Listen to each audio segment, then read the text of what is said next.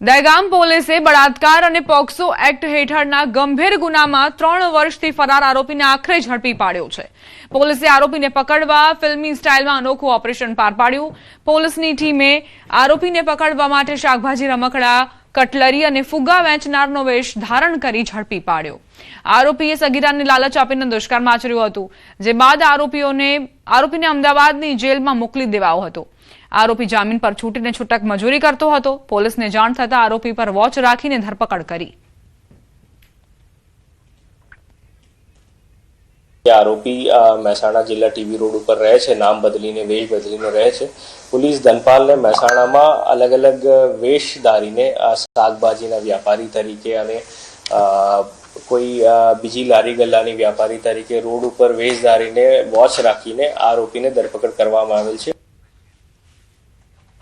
છોટાઉદેપુર જિલ્લાના જબુગામના દિવ્યાંગ યુવાન અમિતભાઈ રાઠવાએ રાજ્યકક્ષાની સ્પેશિયલ ખેલ મહાકુંભમાં શાનદાર પ્રદર્શન કરી જિલ્લાનું નામ રોશન કર્યું છે। નડિયાદ ખાતે યોજાયેલી સ્પર્ધામાં અમિતભાઈએ 100 મીટર દોડ અને ભાલા ફેંકમાં પ્રથમ સ્થાન મેળવી 2 ગોલ્ડ મેડલ પોતાના નામે કર્યા। 75% દિવ્યાંગતા ધરાવતા અમિતભાઈએ અગાઉ પણ ગાઝિયાબાદ ખાતે નેશનલ પેરા ઓલિમ્પિકમાં બ્રોન્ઝ મેડલ મેળવી દેશ સ્તરે પ્રતિભા સાબિત કરી છે। છેલ્લા 8 વર્ષથી સતત સફળતા મેળવનાર અમિતભાઈ રાઠવા આજે સમગ્ર છોટાઉદેપુર જિલ્લો અને આદિવાસી સમાજ માટે ગૌરવ બની રહ્યા છે। મારી દિવ્યાંગતા 75% છે। જ્યારે સ્પેશિયલ ખેલ મહાકુંભ એટલે કે 11/12/2025 ના રોજ છોટાઉદેપુર જિલ્લાનો જબુગામ ખાતે યોજવામાં આવ્યો, એમાં મારો 100 મીટર દોડ અને જેવલિન થ્રોમાં પ્રથમ નંબર આવ્યો। ત્યારબાદ જ્યારે રાજ્ય કક્ષાનો સ્પેશિયલ ખેલ મહાકુંભ 31/12/2025 ના રોજ નડિયાદ મુકામે યોજવામાં આવ્યો, ત્યારે પણ મારો 100 મીટર દોડ અને જેવલિન થ્રોમાં પ્રથમ નંબર પ્રાપ્ત થયો છે। ગુજરાતના સુપ્રસિદ્ધ સેવાધામ અને લાખો ભક્તોની આસ્થાના કેન્દ્ર સમાન નડિયાદના સંતરામ મંદિરમાં આજે પોષી પૂનમની પરંપરાગત અને ભવ્ય રીતે ઉજવણી કરાઈ હતી। બોર પૂનમ તરીકે ઓળખાતા આ પર્વ નિમિત્તે મંદિરના પ્રાંગણમાં શ્રદ્ધાનું ઘોડાપુર ઉમટ્યું હતું। આ પર્વને અનુલક્ષીને સમગ્ર નડિયાદ શહેરમાં ભક્તિમય માહોલ જોવા મળ્યો હતો અને ટ્રકો ભરીને બોરની ગુણો મંદિરના પ્રાંગણમાં ઠાલવવામાં આવી હતી। નડિયાદના માર્ગો અને મંદિરનું પટાંગણ જય મહારાજના નાદથી ગુંજી ઉઠ્યું હતું।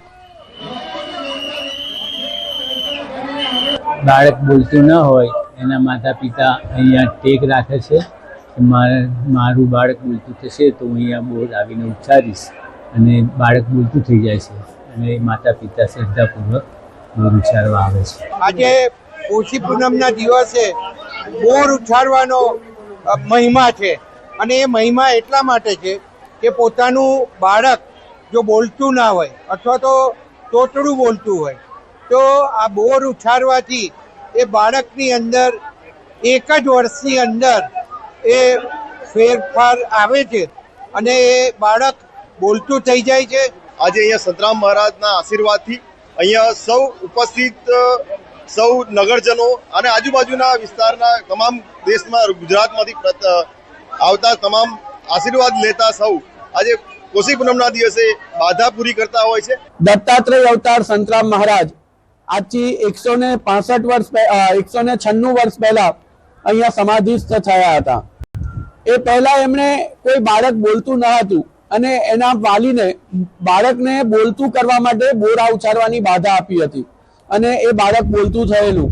ત્યારથી આટલા વર્ષો સુધી દર પોષ મહિનાની પૂનમે અહીંયા જે લોકોનું બાળક બોલતું ન હોય એ વાલીઓ આવી, એ ભક્તો આવી અને બાધા રાખે છે અને બાળક બોલતું થાય એટલે અહીંયા આવી અને બોરા ઉચ્ચારતા હોય છે।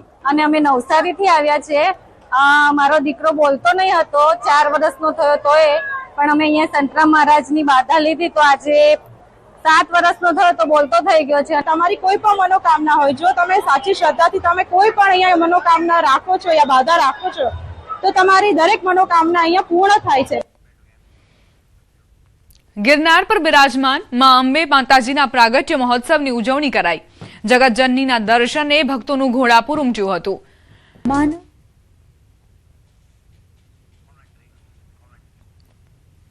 ભક્તો અહીં ભક્તિ રસથી તરબોળ જોવા મળ્યા હતા।